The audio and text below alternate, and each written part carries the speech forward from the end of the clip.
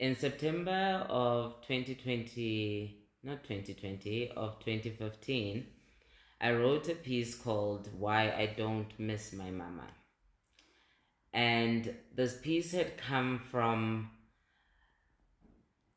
an unhealthy habit, dynamic that existed between my mother and I at the time, where in my never ending search for her affections and attentions, I found that I would easily give in to certain behaviors from my mother in seeking that. And so, if I suppose was not behaving in the way that she preferred from time to time, particularly as one got older and was trying to assert themselves and define themselves, she would resort to a habit that we had where she would just hang up the telephone mid sentence. And then afterwards, I would be stuck in such a panic like, oh my gosh, my mother's not gonna love me. She's gonna hate me forever. And so, don't, love me, love me. And so I would ring my mother back. And so this would carry on and on. And at the time, I remember I had just started my self employment journey about 2 years. 2 years in at that time, and I had finally found my groove, had settled into a very nice consultancy, and for the first time I made this decision whilst I was in conversation with my mother, where I'd always said, oh, I'm making this much, I'm making that much. But as any adult will tell you as you're growing, that it becomes problematic to do that. Not necessarily for those reasons, but it becomes problematic to do it. And so I had decided, as she asked me, that I would no longer share this information. It had been something that had been there in different versions, and I suppose this was the ultimate manifestation of it. And she got so annoyed with me, and as usual, resorted to what she'd always do, and she'd hang up on me. And all those thoughts did not disappear. What if she does not love me anymore? What if this is it? Mommy, love me, love me. And I decided, no, I'm just going to, write this one through because it was just too important. It wasn't so much about sharing salary information, it was about finding my own agency, finding my own voice, and particularly being on the journey of finding somebody and being somebody.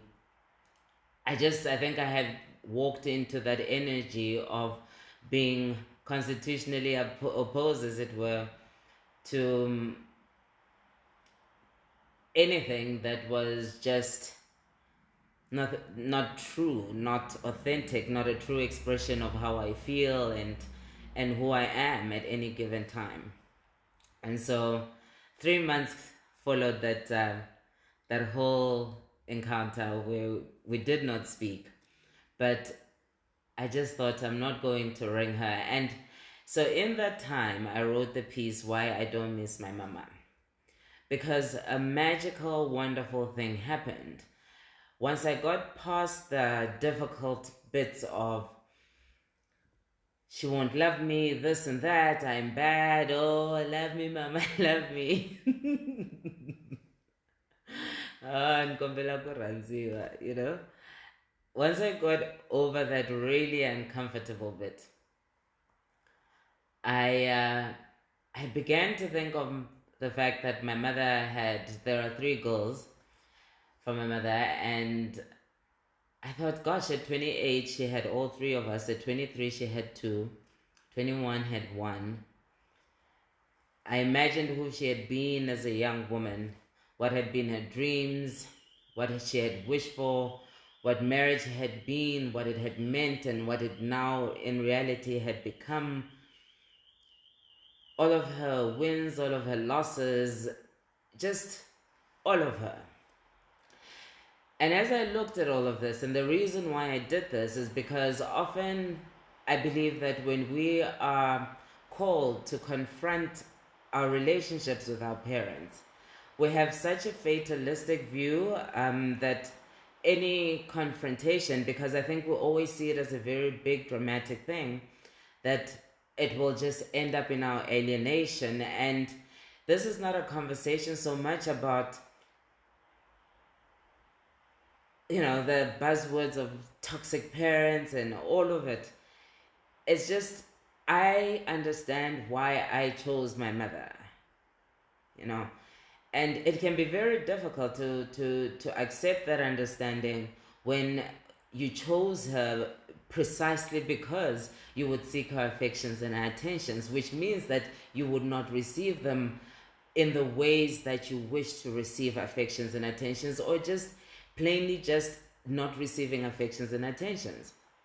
So to to sit there and look at her holistically and say, but how do I still define myself in all of that without carrying the guilt of something fatal happening, and which then says, oh, I'll regret it if this happens, I'll regret it if that happens.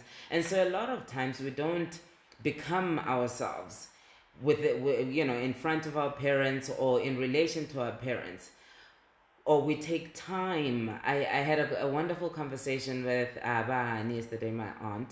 That's aunt, your father's sister. So in Tsonga is Bahani. And because, plural respect, Bahani. But we had a lovely conversation about a short, um, uh, uh, um, to say a mistake would be quite simplistic, but just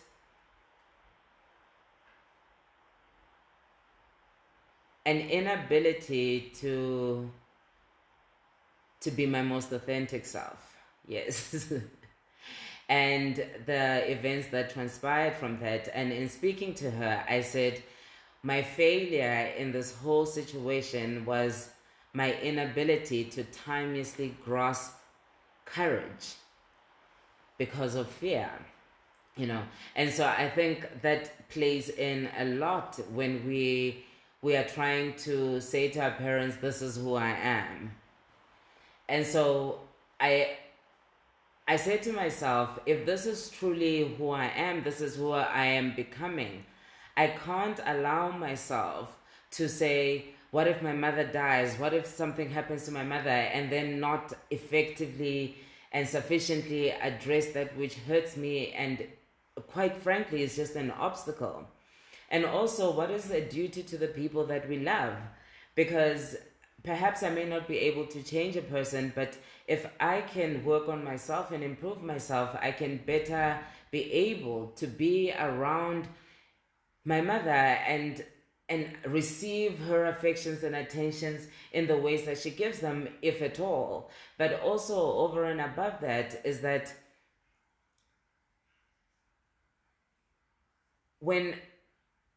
if it calls for you to be someone that you are not in order to receive something, then that means you're receiving something that does not belong to you. And I do not even necessarily speak of being a bad person. I just simply found that perhaps my mother and I were never meant to be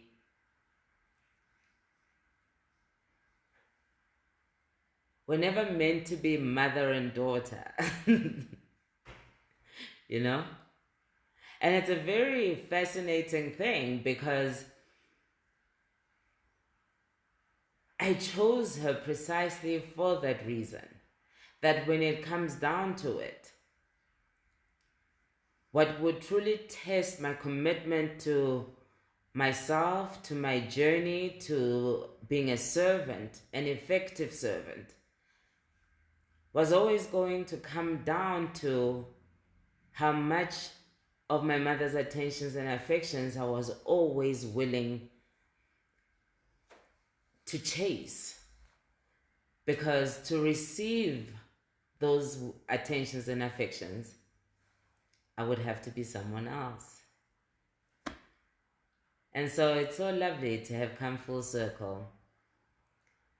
To know that asserting yourself, saying this is who I am, is worth it. Because once you have the understanding of why someone is in your life, you realize it's all love.